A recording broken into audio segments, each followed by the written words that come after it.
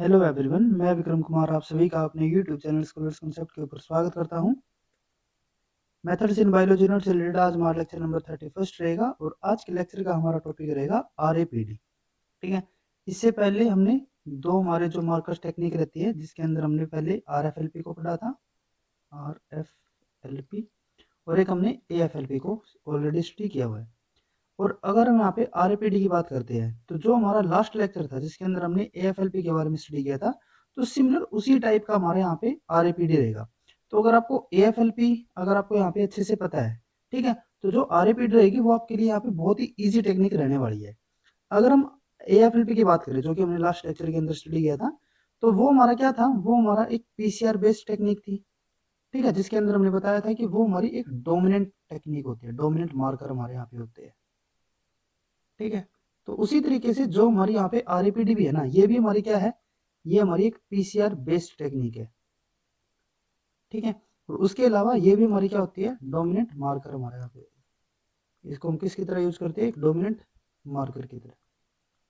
ठीक है, तो जैसे कि हम एएफएलपी की बात कर रहे हैं, ठीक है, तो लास्ट लेक्चर के अंदर हमने बताया था कि एएफएलपी में हम क्या करते हैं, जैसे कि ये हमारे एक जीनोमिक डीएनए हमारे पास है, जैसे कि हमारे पास एक जीनोमिक डीएनए हो गया, और इसके अंदर हम क्या करते थे कि यहाँ पे हम पहले इसको रिस्ट्रिक्शन एंजाइम के साथ इसको कट करते थे, जिसमें एक हमारा क्या होता था, रेयर रिस्ट्रिक्शन एंजाइम होता था हमारा, और एक हमारा फ्रीक्वेंट यानी कि जो कॉमन हमारा यहाँ पे एक रिस्ट्रिक्शन एंजाइम होता था। ठीक है, इसके हेल्प से हम क्या करते थे, एक हमारे यहाँ पे जो हमारा जीनोमिक डीएनए है उसके अंदर हम डिफरेंट इस टाइप के हमारे फ्रेगमेंट को यहाँ पे फॉर्मेशन कर लेते थे।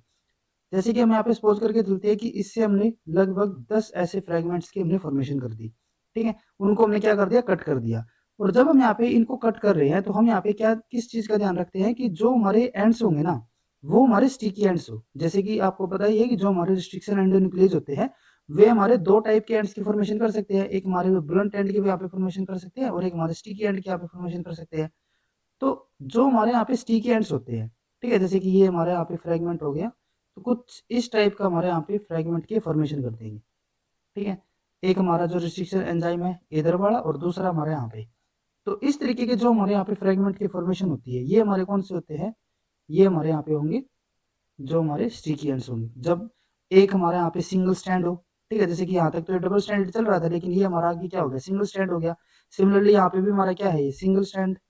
ठीक है, ये हमारे यहाँ पे सिंगल स्टैंड हो गया। तो इस तरीके से जो हमारे यहाँ पे फ्रेगमेंट की फॉर्मेशन होती है ये हमारा क्या हो जाएगा, यहाँ पे स्टिकी एंड। ठीक है, अब स्टिकी एंड्स के बाद हम यहाँ पे क्या करते थे कि हम यहाँ पे अडेप्टर इनके साथ बाइंड करवा देते थे।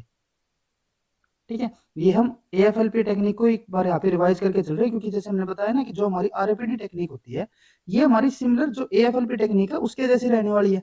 तो एक बार हम यहाँ पे एएफएलपी को थोड़ा सा रिवाइज करके चल रहे हैं ताकि आज का लेक्चर हमारे यहाँ पे इसके लिए ईजी हो जाए। और अगर आपने लास्ट वाला हमारा लेक्चर अभी तक अगर नहीं देखा है तो आप पहले एक बार एएफएलपी जो हमारी टेक्निक है उसको आप एक बार जरूर देख ले। ठीक है, क्योंकि उसी से हमारी जो चीजें यहाँ पे कोरिलेट करके चलेंगे हम।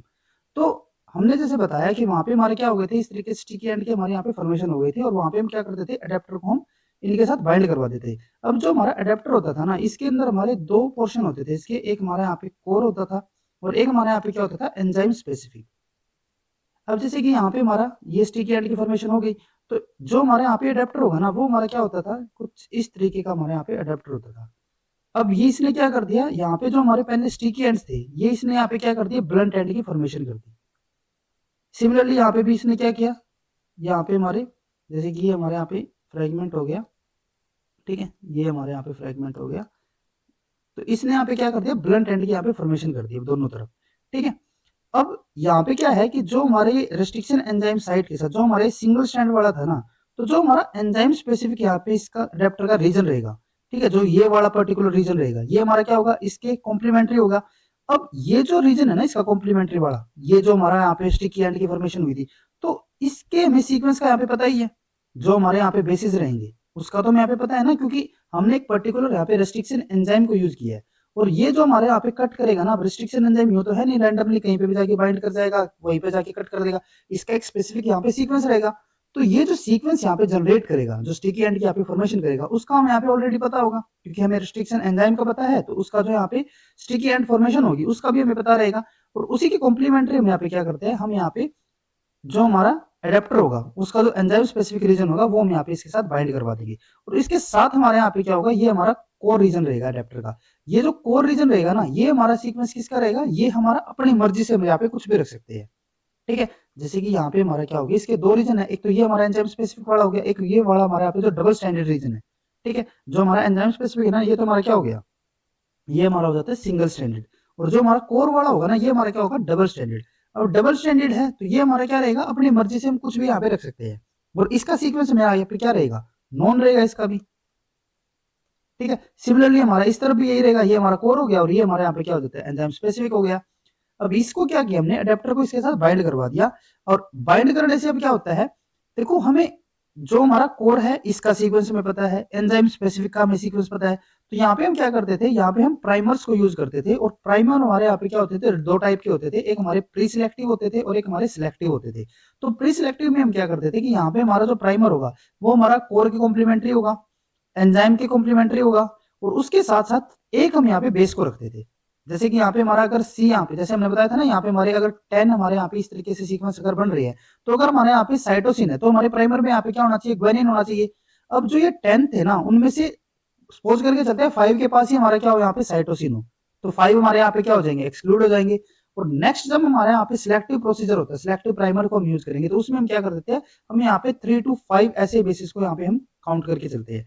तो उसमें भी क्या होगा कि जो हमारे यहाँ पे स्पेसिफिकेशन है वो बिल्कुल यहाँ पे नैरो होती जाएगी।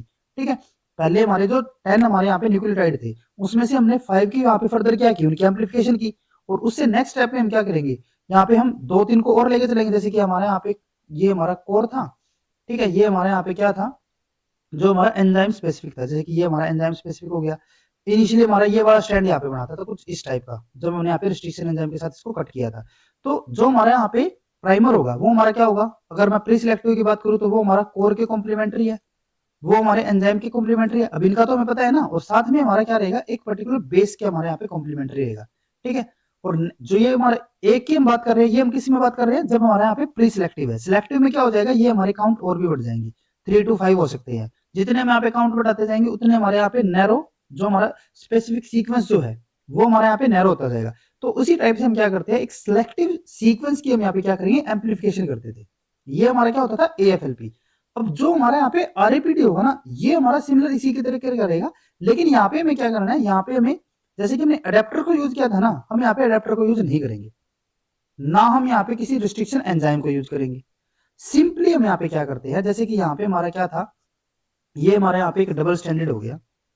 ठीक है, डबल स्टैंडर्ड DNA है।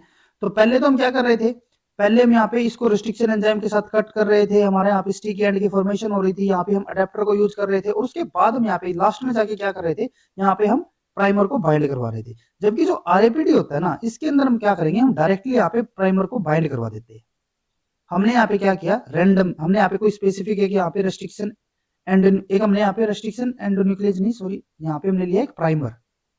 ठीक है, रेस्ट्रिक्शन एंडोन्यूक्लियस को तो हम यहाँ पे यूज ही नहीं कर रहे, यहाँ पे हमने क्या किया, रैंडमली हमने एक प्राइमर ले लिया। ठीक है, और ये हमारा जो प्राइमर रहेगा ना, ये हमारा क्या होगा, स्पेसिफिक होगा। जैसे कि यहाँ पे हमारा प्राइमर हो गया, एक हमारा यहाँ पे प्राइमर हो जाता है।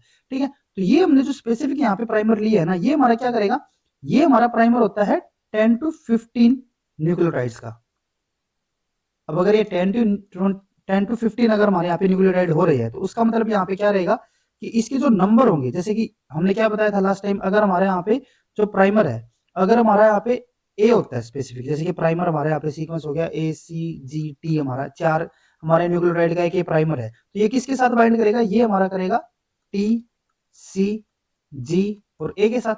और इसके होने की प्रोबेबिलिटी क्या है हमारी, इसकी प्रोबेबिलिटी क्या होती है, 1/4, इसकी क्या होगी 1/4। तो इसी तरीके से हमारी टोटल इनकी फ्रीक्वेंसी यहाँ पे क्या हो जाएगी, ये हमारी हो जाएगी 1/256।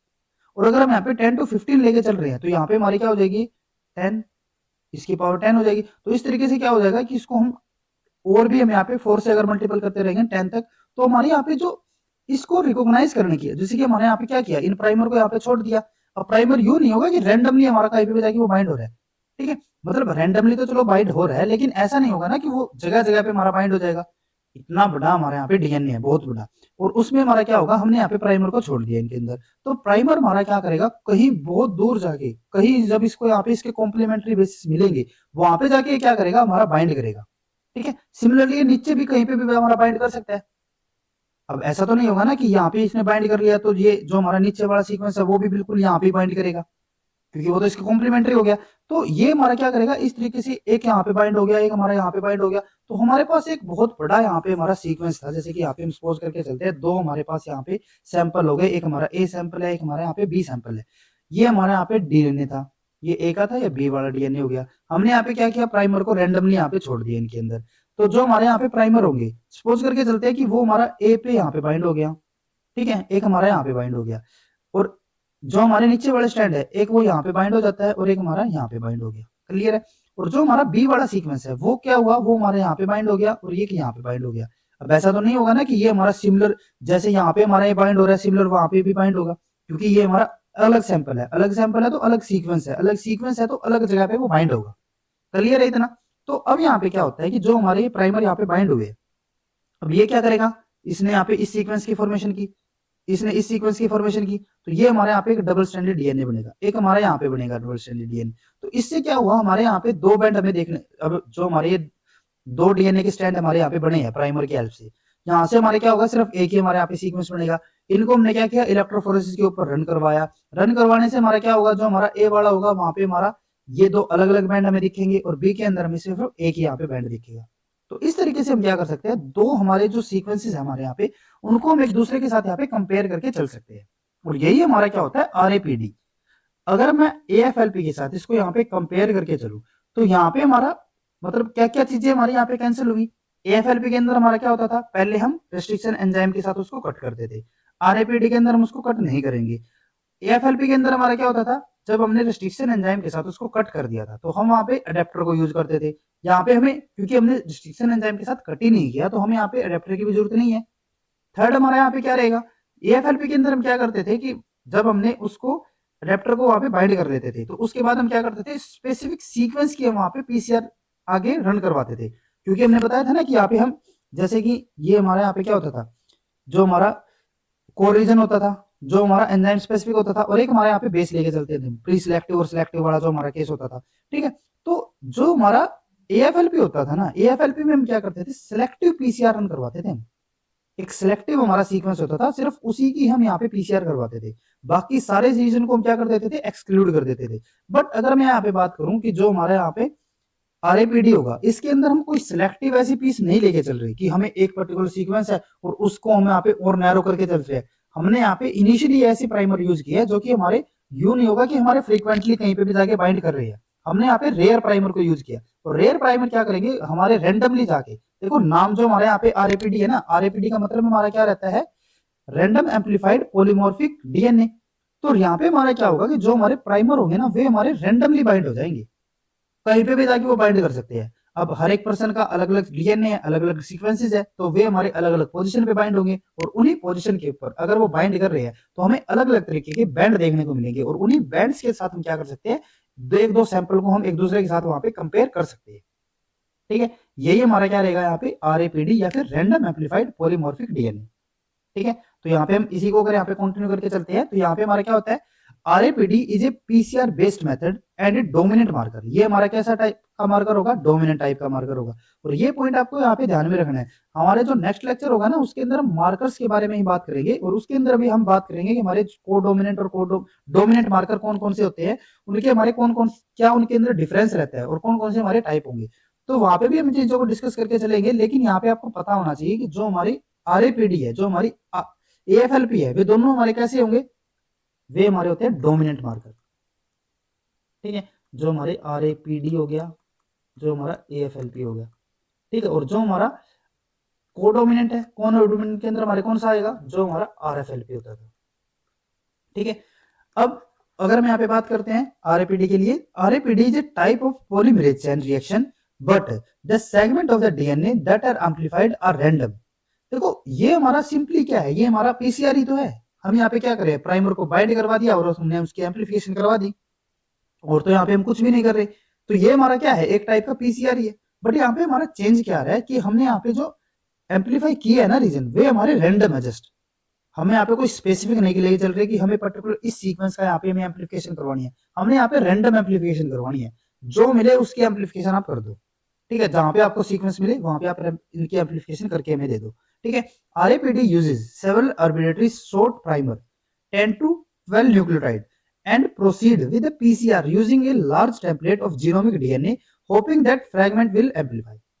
यहाँ पे हम क्या करके चलते हैं, एक होप लेके चलेंगे कि हमने यहाँ पे प्राइमर को छोड़ दिया और वो कहीं ना कहीं जाके तो बाइंड करेंगी, और अगर वो बाइंड करेंगे तो वहां पे हमें क्या मिलेगा, एम्पलीफाइड रीजन भी मिलेगा।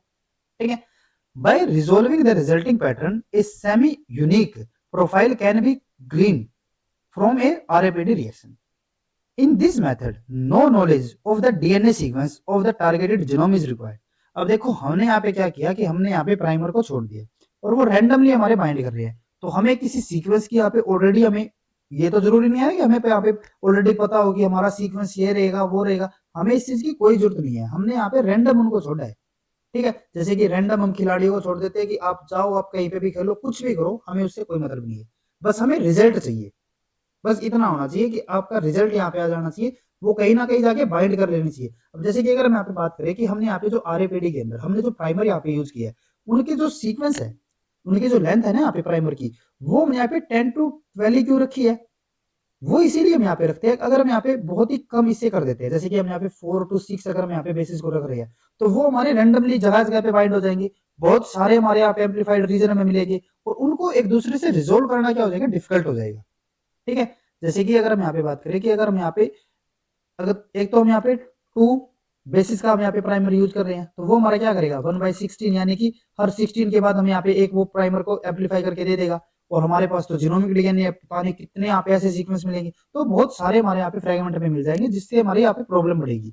तो इसीलिए यहाँ पे हम क्या करते हैं, ज्यादा लेंथ का ज्यादा बेसिस का हमारे यहाँ पे प्राइमर हम यूज करते हैं, बट इतनी भी ज्यादा लेंथ यहाँ पे नहीं रखनी है कि वो कहीं पे बाइंड ही ना हो पाए।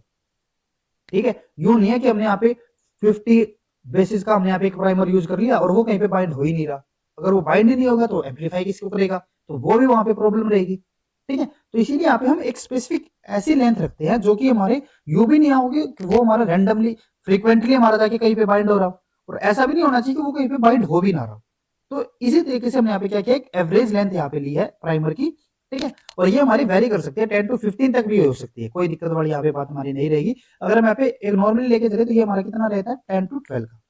ठीक है, in this method no knowledge of the DNA sequence of the targeted genome is required। here the primer will bind somewhere in the sequence but it is not sure exactly where। देखो ये हमारा क्या करेगा, ये कहीं ना कहीं जो है कि हमारा बाइंड हो जाएगा, primer will bind somewhere in the sequence but it is not sure exactly where, हमें भी नहीं पता कि वो कहाँ पे जाके बाइंड हो रहा है। क्लियर है, जैसे कि यहाँ पे हम एग्जांपल लेके चलते हैं, अभी जो हमने पीछे भी एग्जांपल लिया था ना सिमिलर, वही हमारे यहाँ पे एग्जांपल है। तो यहाँ पे हमारे पास क्या है कि हमारे पास यहाँ पे दो सैंपल है, एक हमारा सैंपल ए हो गया, एक हमारे यहाँ पे सैंपल बी हो जाता है। ठीक है, तो यहाँ पे हमने क्या किया, ये जैसे कि हमारे यहाँ पे सैंपल ए हो गया, ये हमारे यहाँ पे बी हो गया, इनके साथ हमने यहाँ पे क्या किया, रैंडम हमने यहाँ पे प्राइमर को छोड़ दिया, DNA polymerase short universal primer. ठीक है, प्राइमर हमने यहाँ पे छोड़ दिए, अब प्राइमर क्या करेंगे, रैंडमली हमारे जाके कहीं पे बाइंड हो जाएगी। जैसे कि हम यहाँ पे बात करेंगे अगर ए के लिए एग्जाम्पल लेके चलते हैं, तो ए के अंदर हमारे यहाँ पे क्या होगा, जैसे कि एक हमारे यहाँ पे प्राइमर बाइंड हो गया, यहाँ पे बाइंड हो गया, यहाँ पे बाइंड हो गया, नीचे वाले स्टैंड के अंदर यहाँ पे बाइंड यहाँ पे हो गया और ये यहाँ पे हो गया। ठीक है, तो यहाँ पे हमारा क्या होगा, देखो ये हमारा क्या करेगा, ये हमारा यहाँ तक के सीक्वेंस को कवर करके चलेगा, ये हमारा क्या करेगा, यहाँ तक के सीक्वेंस को कवर करके चलेगा, और ना सिर्फ यहाँ तक के बल्कि आगे तक के भी सीक्वेंस को यहाँ पे कवर कर लेगा। ये भी हमारा क्या करेगा, यहाँ से लेके यहाँ तक के रीजन को भी, यहाँ तक के भी रीजन को और पूरे रीजन को भी ये कवर कर लेगा।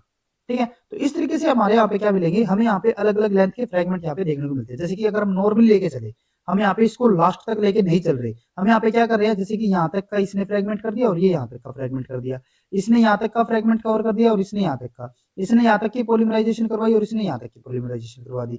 अब इससे क्या होगा कि ये एक दूसरे के कॉम्प्लीमेंट्री है, जो न्यूली सिंथेसाइज्ड हुए हैं, ये भी हमारे एक दूसरे के कॉम्प्लीमेंट्री होंगे और ये भी एक दूसरे के कॉम्प्लीमेंट्री होंगे। तो ये क्या करेंगे, एक दूसरे के साथ यहाँ पे कॉम्प्लीमेंट्री बेस पेयरिंग कर लेंगे, ये इसके साथ बेस पेयरिंग कर लेगा और ये इसके साथ बेस पेयरिंग कर लेगा। तो इसके अंदर क्या होगा कि ए के अंदर यहाँ पे हमें तीन अलग अलग फ्रेगमेंट यहाँ पे देखने को मिल रहे हैं, 1 2 एंड 3। क्लियर है, अब दूसरा केस हमारे यहाँ पे क्या रहेगा कि जो हमारे यहाँ पे बी है, बी के अंदर ये वाली जो साइड थी ना, ये यहाँ पे बाइंड हमें नहीं कर पा रहा, क्योंकि देखो जो हमारे यहाँ पे प्राइमर है, प्राइमर हमने बताया ना कि वो हमारा 10 to 12 न्यूक्लियोटाइड करेगा।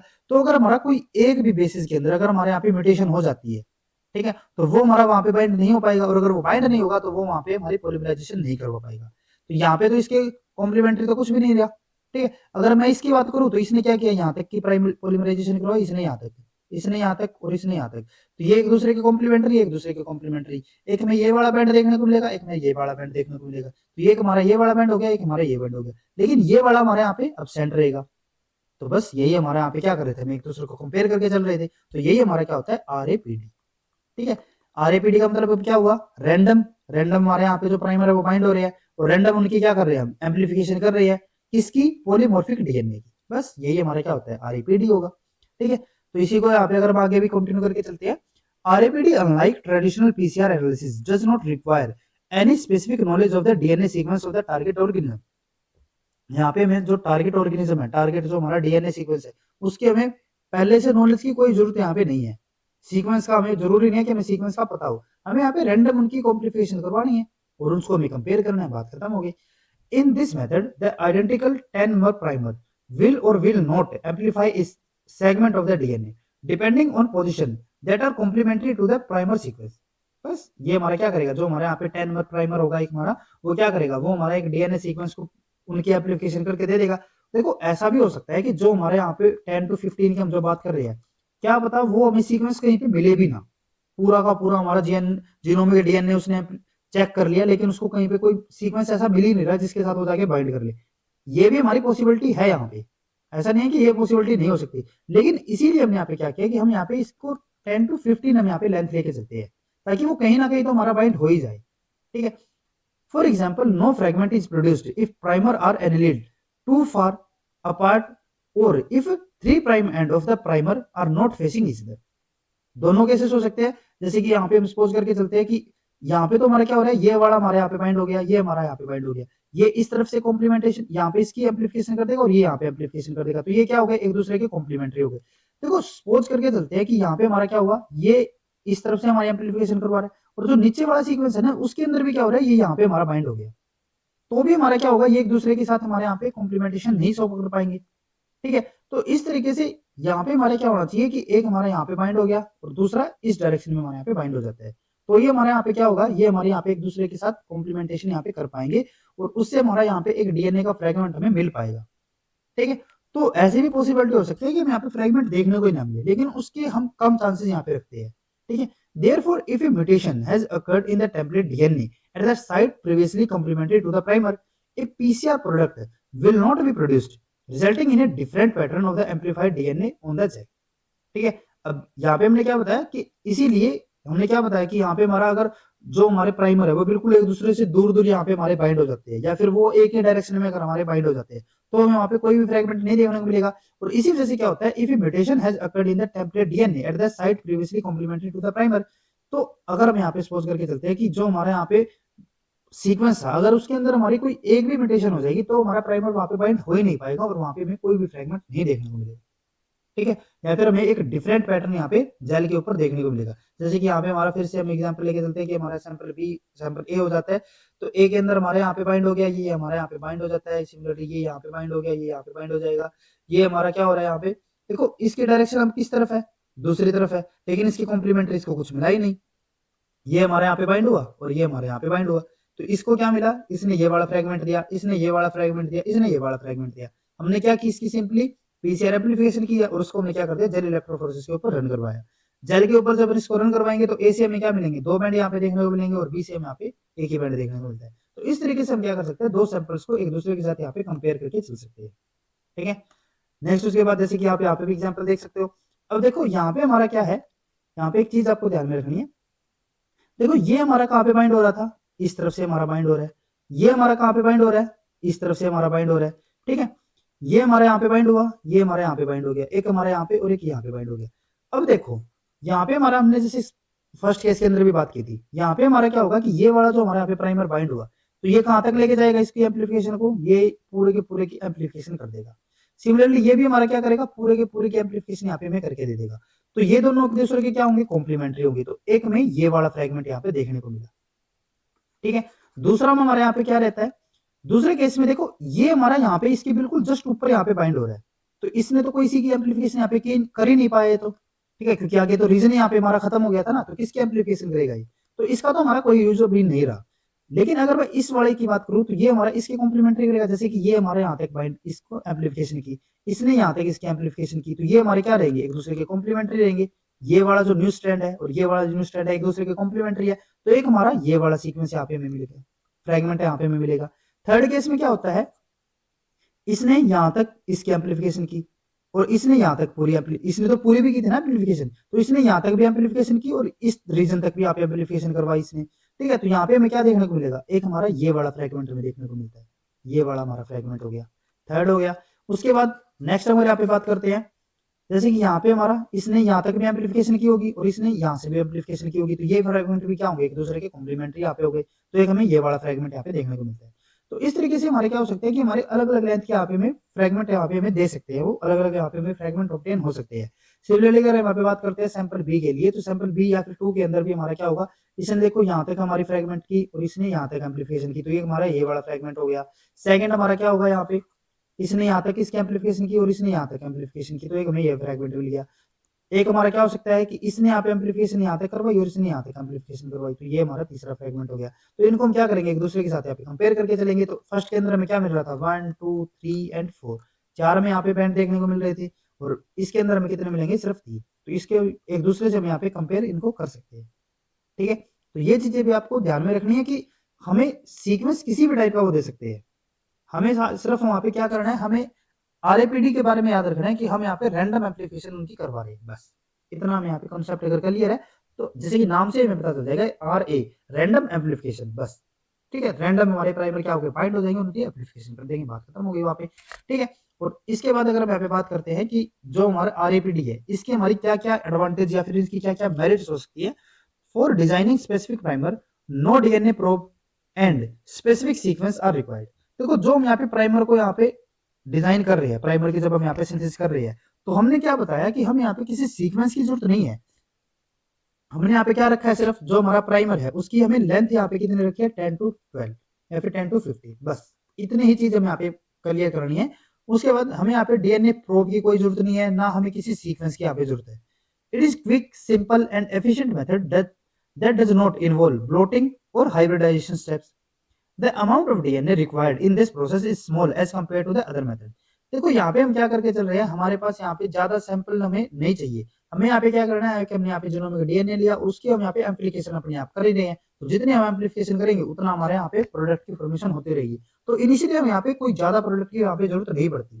ठीक है, the number of fragment is higher compare to other ऐसे, the market cost of RAPD is relatively low. बस ठीक है, ये हमारे क्या हो जाती है, इसकी मेरिट्स हो जाएंगी। अगर हम यहाँ पे बात करें इसकी डीमेरिट्स के लिए, डिसएडवांटेज के लिए, तो ये क्या होता है, since RAPD marker are dominant it will be difficult to distinguish whether a particular DNA sequence is amplified from the heterozygous locus और होमोजाइगस लोकस। हमने क्या बताया कि ये हमारा क्या होता है, एक डोमिनेंट मार्कर होगा। डोमिनेंट मार्कर का हमने पिछली बार भी हमने मतलब बताया था, इसका मतलब क्या होता है कि यहाँ पे हम होमोजाइगस और हेटेरोजाइगस इन दोनों को हम एक दूसरे से डिस्टिंग्विश यहाँ पे नहीं कर पाते, तो यही हमारी क्या रहेगी, इसकी एक डीमेरिट रहती है। RAPD is exclusively laboratory based technique and hence require all the necessary component and stable PCR condition to obtain desired result. This method is sensitive to changes in DNA, PCR components and PCR conditions and hence has problem with the reproducibility. Null alleles, non-functional alleles caused due to mutation cannot be detected directly by this method. ठीक है, तो ये हमारी क्या हो जाती है, आरएपीडी की हमारी डिफरेंट डिसएडवांटेज या फिर इसके डीमेरिट्स। ठीक है, अब यहाँ पे हम बात करते हैं कि जो तीनों टेक्निक हमने यहाँ पे अभी तक स्टडी की है, आरएफएलपी, आरएपीडी और एएफएलपी, इन तीनों को अगर हम यहाँ पे कंपेयर करके चलते हैं, तो यहाँ पे हमारा फर्स्ट पॉइंट क्या है, जीनोमिक अबंडेंस। तो जो हमारा आरएफएलपी रहेगा, इसके लिए हमारी जो जीनोमिक अबंडेंस है वो हमारी क्या होती है, यहाँ पे हाई रहेगी। आरएपीडी के अंदर भी हमारी क्या रहेगी, हाई रहेगी, और एएफएलपी के अंदर ये हमारी क्या होती है, वेरी हाई रहेगी। नेक्स्ट हमारे यहाँ पे है डिग्री ऑफ पॉलीमॉर्फिज्म। तो आरएफएलपी के लिए हमारी जो डिग्री ऑफ पॉलीमॉर्फिज्म रहती है वो हमारी कैसी रहेगी, मीडियम। आरएपीडी के अंदर ये हमारी हाई और एएफएलपी के अंदर ये हमारी क्या होगी, वेरी हाई। नेक्स्ट हमारे यहाँ पे है लोकस स्पेसिफिसिटी। लोकस स्पेसिफिसिटी का मतलब क्या हो जाता है, जो हमारा डोमिनेंट और कोडोमिनेंट वाला कॉन्सेप्ट है ना, सिमिलर वही हमारे यहाँ पे यूज होगा। ठीक है, देखो जो हमारा कोडोमिनेंट होता था, कोडोमिनेंट के अंदर हम क्या करते थे कि जो हमारा होमोजाइगस और हेटेरोजाइगस इन दोनों को हम क्या कर सकते थे, एक दूसरे से डिफरेंशिएट कर पाते थे। और इसका मतलब क्या होता था कि जो हमारा हेटेरोजाइगस कंडीशन होगी, जैसे कि ये वाली हमारी कंडीशन होगी, तो हम यहाँ पे पर्टिकुलर लोकस की जो स्पेसिफिसिटी है ना उसको हम यहाँ पे पता लगा सकते थे कि कहाँ पे हमारा डोमिनेंट वाला है, कहाँ पे हमारा रिसेसिव वाला एलील प्रेजेंट है। लेकिन अगर मैं यहाँ पे डोमिनेंट की बात करूँ तो उसके अंदर हम हेटेरोजाइगस और जो हमारे होमोजाइगस है उनको हम यहाँ पे डिफरेंशिएट नहीं कर पाते। और इसका मतलब क्या रहेगा कि हम यहाँ पे पर्टिकुलर लोकस के बारे में हम यहाँ पे नहीं बता पाएंगे कि वहां पे हमारा किस टाइप का एलील वहां पे प्रेजेंट है। ठीक है, तो इसीलिए अगर हमारा कोई डोमिनेंट यहाँ पे मार्कर होता है, जैसे कि यहाँ पे अगर हम बात करते हैं RFLP के लिए, तो ये हमारा क्या है, ये हमारा रहेगा कोडोमिनेंट, सॉरी। ठीक है, पहले हम कोडोमिनेंट के लिए बात करते हैं। तो अगर हमारा कोई इनहेरिटेंस या फिर कोई अगर हमारे यहाँ पे मार्कर कोडोमिनेंट होता है, तो कोडोमिनेंट का मतलब क्या होगा कि वहां पे हम पर्टिकुलर लोकस की कंडीशन या फिर उसकी जो स्पेसिफिसिटी है उसको वहां पे पता लगा सकते हैं। और इसका मतलब क्या रहेगा कि यहाँ पे हम लोकस स्पेसिफिसिटी के लिए हमारा क्या रहेगा, ये यस रहेगा।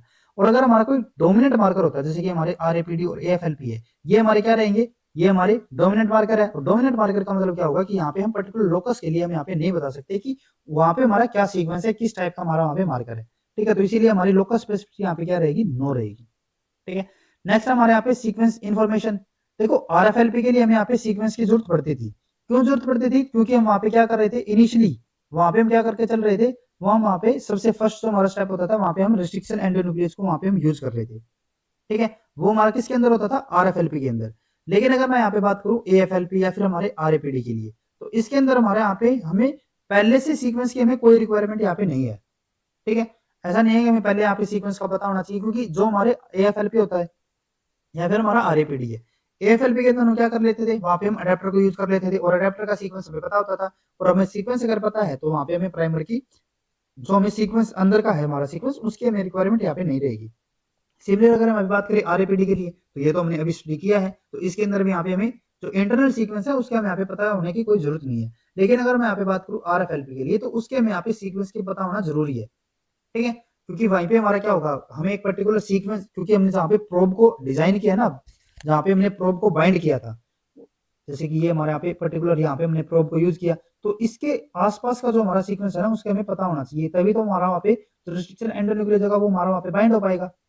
अब यहाँ पे हम इसकी PCR तो कर नहीं रहे। ठीक है, तो इसीलिए यहाँ पे हमें इस सीक्वेंस का यहाँ पे पता होना चाहिए था। ठीक है, नेक्स्ट हमारे यहाँ पे बात करते हैं रिप्रोड्यूसिबिलिटी के लिए। तो जो हमारा RFLP है इसकी जो रिप्रोड्यूसिबिलिटी रहेगी वो हमारी क्या होती है, हाई रहेगी। AFLP के अंदर भी क्या रहेगी, हाई रहेगी। लेकिन जो हमारा RAPD है ना वो हमारी क्या रहेगी, यहाँ पे इंटरमीडिएट रहेगी। नेक्स्ट है क्वांटिटी ऑफ DNA। जैसे कि हमने बताया RAPD के अंदर हमारे जो क्वांटिटी हमें चाहिए वो हमारी कैसी रहेगी, यहाँ पे लो रहेगी बिल्कुल। ठीक है, RFLP के अंदर हमारी हाई रहती है, लेकिन जो AFLP है ये भी हमारी कैसे होती है, PCR बेस्ड टेक्निकल होगी। तो यहाँ पे हमें इसके कंपेयर में RAPD के कंपेयर में थोड़ी ज्यादा यहाँ पे क्वांटिटी चाहिए, लेकिन जो हमारा RAPD होगा इसके अंदर में इन तीनों के कंपेयर में सबसे कम यहाँ पे DNA क्वांटिटी हमें यहाँ पे रिक्वायर रहती है। ऑटोमेशन की अगर हम यहाँ पे बात करें तो जो हमारा RFLP है यहाँ पे हमारा लो ऑटोमेशन रहेगा। RAPD के अंदर ये हमारा मीडियम है, और जो हमारा AFLP है यहाँ पे भी हमारा मीडियम ऑटोमेशन रहेगा। रेडियो एक्टिव डिटेक्शन, तो जो हमारे यहाँ पे RFLP है यहाँ पे हमारा रेस्ट रहेगा, क्योंकि यहाँ पे तो हम प्रोब को यूज कर रहे थे। लेकिन जो हमारा RAPD और जो हमारा RFLP AFLP है यहाँ पे हमारी रेडियो एक्टिविटी हमारी डिजायर्ड रहेगी, हम यहाँ पे कर भी सकते हैं नहीं भी कर सकते, हमें यहाँ पे कोई ऐसी इसकी नीड नहीं है, तो ये हमारा क्या हो जाता है, यहाँ पे नो हो जाता है। लेकिन कई जगह पे हम इनको यूज कर भी सकते हैं, ऐसा नहीं है कि बिल्कुल यहाँ पे फर्स्ट एंड हैंड रूल हो गया कि यहाँ पे हम इसको यूज कर ही नहीं। AFLP के अंदर हम इसको यूज कर सकते थे। ठीक है, लेकिन ऐसी कोई यहाँ पे रिक्वायरमेंट ऐसी हमारी नहीं होती। ठीक है, उसके बाद अगर हम यहाँ पे बात करते हैं कॉस्ट के लिए, ठीक है, तो यहाँ पे हमारी कॉस्ट क्या रहेगी, जो हमारी RFLP है इसके अंदर हमारी कॉस्ट यहाँ पे हाई रहेगी, और जो हमारा RAPD है इसके लिए हमारी कॉस्ट लो रहती है, और जो हमारा AFLP है इसके अंदर हमारी यहाँ पे कॉस्ट मीडियम रहेगी। ठीक है, तो इसी के साथ जो हमारे यहाँ पे डिफरेंट टाइप की हमारी जो टेक्निक है, जो हमारी RFLP RAPD और हमारी जो AFLP टेक्निक है वो हमारे यहाँ पे कवर हो जाती है। तो आज के लेक्चर में बस इतना ही। जो हमारा नेक्स्ट लेक्चर होगा उसके अंदर हम डिफरेंट टाइप के जो हमारे मार्कर्स हैं उनके बारे में हम स्टडी करेंगे। जो हमारे ये दो हमारी तीनों टेक्निक है ना, RFLP AFLP और RAPD, उनको भी वहाँ पे हम एक बार डिस्कस करके चलेंगे नेक्स्ट हमारे लेक्चर के अंदर। और इनके अलावा भी जो हमारे डिफरेंट टाइप के हमारे जो मार्कर टेक्निक रहती है उनको भी हम वहाँ पे डिस्कस करके चलेंगे। उसके अलावा जो हमारे PCR के हम जो डिफरेंशिएट कर सकते हैं, जैसे कि हमारे PCR based non PCR based जो हमारे मार्कर रहते हैं, या फिर हमारे जो डोमिनेंट और कोडोमिनेंट मार्कर होते हैं, उनके बारे में हम नेक्स्ट लेक्चर के अंदर स्टडी करके चलेंगे। उसके अलावा अगर आपको RAPD के बारे में अगर और भी ज्यादा डिटेल में अगर स्टडी करनी हो, तो आप यहाँ पे जो रेफरेंसेस हमने दिए गए हैं, इन रेफरेंसेस के थ्रू आप इनके बारे में और भी ज्यादा डिटेल में स्टडी कर सकते हो। उसके अलावा जो हमारी यहाँ पे टेबल में हमने ली है, ये हमारी इस पर्टिकुलर रेफरेंस में जो हमारा ये रिसर्च पेपर है, इससे हमने यहाँ पे इस टेबल को यहाँ पे कॉपी किया है। ठीक है, तो अगर आपको इनके बारे में अगर और भी ज्यादा डिटेल में अगर स्टडी करना हो, तो आप इन रेफरेंसेस के थ्रू स्टडी कर सकते हो। तो आज के लेक्चर में बस इतना ही। अगर आपको ये वीडियो हमारी यूजफुल लगी हो तो please like and share this video. और CSIR, लाइफ साइंस, डीबीटी और गेट लाइफ साइंस रिलेटेड इसी तरीके के इंपॉर्टेंट कॉन्सेप्ट्स करने के लिए please subscribe to our YouTube channel scholars concepts. Thank you.